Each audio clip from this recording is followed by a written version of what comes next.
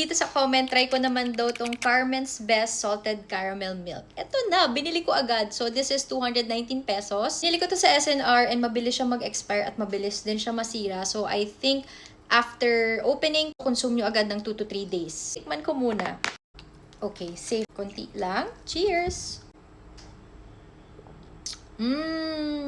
May kalasa to. Salted caramel na chocolate, ganon. Gugustuhan to ng fiancé ko, kaya naman gagawan ko siya ng salted Biscoff coffee with salted caramel milk. Teaspoons Nescafe Gold.